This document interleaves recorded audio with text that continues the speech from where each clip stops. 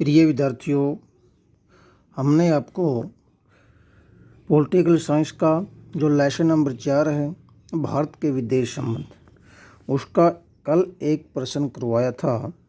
प्रश्न था, विदेश नीति क्या है? विदेश नीति क्या है, इसकी विशेषताएं बताओ। इसकी क्या बतानी है? विशेषता हमने बतानी है। कई बार प्रिय विद्यार्थियों प्रश्न आ जाता है इसके अथवा में, आंसर वही है, आता है पंडित नेहरू।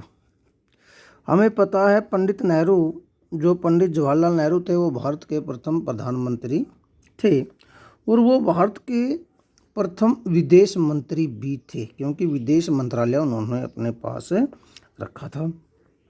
और पंडित नेहरू का भारत की विदेश नीति पर बहुत ज़्यादा प्रभाव है।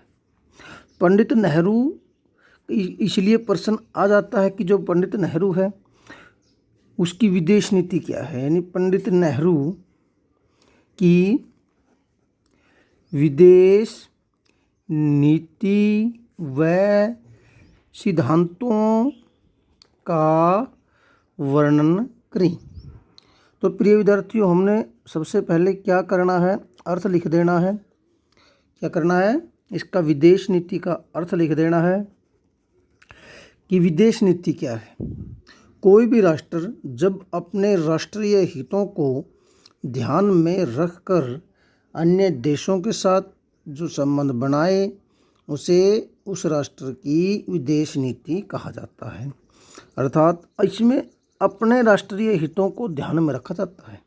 अपने राष्ट्रीय हितों को ध्यान में रखकर जब राष्ट्र अन्य देशों के साथ जो नीति अपनाए, उसे विदेश नीति कहते हैं।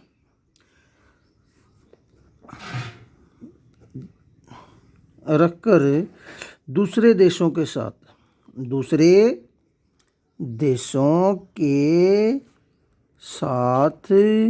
जो नीति अपनाए, उसे विदेश नीति कहते हैं। तो ये हमें समझ में आ गया है, हमने पहले भी ये किया था। अब इसकी विशेषताएं प्रिय विद्यार्थियों क्या हैं? हमें कैसा हम जो विदेश नीति है उसकी कुछ विशेषताएं होती है हर राष्ट्र की। तो भारत की जो विदेश नीति है उसकी विशेषता हैं, जैसे सबसे पहले गुट निरपेक्षता। इसका मतलब क्या है प्रिय विद्यार्थियों? गुट निरपेक्षता कि भारत किसी भी शक्तिशाली गुट में शामिल नहीं होगा। यानी जब भारत आज़ाद हुआ उस समय विश्व में 2 गुट थे। कितने गुट थे? 2 गुट थे। एक था पूंजीवादी गुट और एक था साम्यवादी गुट। पूंजीवादी गुट का नेतृत्व अमेरिका ने किया था और साम्यवादी गुट का नेतृत्व सोवियत जो संघ था उसने किया था। सोवियत संघ ने इसका नेतृत्व किया था। तो भारत किसी भी, क्योंकि लंबी पराधीनता के बाद तो भारत आज़ाद हुआ था, तो भारत नहीं चाहता था कि वो दोबारा से किसी राष्ट्र का गुलाम बने। इसलिए भारत दोनों गुटों से अलग रहकर गुट निरपेक्षता का समर्थन किया और यह भारत की विदेश नीति की विशेषता बन गई। अब दूसरी जो महत्वपूर्ण विशेषता है वो क्या थी? नस्लवाद का विरोध। तो प्रिय विद्यार्थियों, नस्ल के आधार पर जो भेदभाव होता है उसे हम जो है नस्लवाद के नाम से पुकारते हैं। रंग के आधार पर जो भेद होता है, रंग के आधार पर उसको रंग भेद भी कहा जाता है। तो भारत इससे भली भांति परिचित था, क्योंकि भारत ने अपने स्वतंत्रता संग्राम के दौरान नस्लवाद के ध्वंस को झेला था। तो भारत नहीं चाहता था कि विश्व में किसी भी देश के साथ नस्ल के आधार पर भेदभाव हो। तो भारत की विदेश नीति की प्रमुख विशेषता बन गई। और इसकी जो अन्य विशेषता थी प्रिय विद्यार्थियों, वो क्या थी? विश्व शांति का समर्थक, विश्व शांति का समर्थक। तो प्रिय विद्यार्थियों, भारत हमेशा से विश्व शांति का समर्थक रहा है। भारत ने कभी भी किसी भी देश पर पहले आक्रमण नहीं किया है। भारत ने विश्व के अनेक देशों में अपनी शांति सेनाएं भेजी हैं ताकि वहां शांति स्थापित की जा सके। इसकी जो भारत की विदेश नीति की अन्य जो प्रिय विद्यार्थियों विशेषता है, वो क्या है? संयुक्त राष्ट्र संघ का समर्थक, संयुक्त राष्ट्र संघ का समर्थक। तो प्रिय विद्यार्थियों, अपने नाम सुना होगा यूएनओ।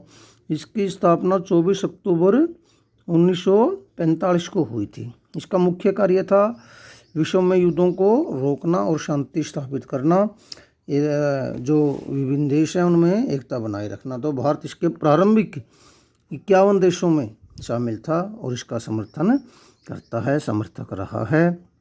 अन्य जो भारत की विदेश नीति की प्रमुख विशेषता है, वो है पंचशील सिद्धांत।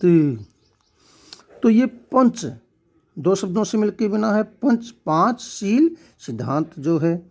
तो भारत और चीन के मध्य है 29 अप्रैल 1954 में एक समझौता हुआ, जिसे पंचशील समझौता या पंचशील सिद्धांत भी कहा जाता है। भारत ने बड़े निष्ठा के साथ इसका पालन किया। और भी जो हमारी विदेश नीति है उसकी अन्य विशेषताएं भी है। भारत हमेशा जो है निशस्त्रीकरण का समर्थक रहा है। भारत किसका समर्थक रहा है?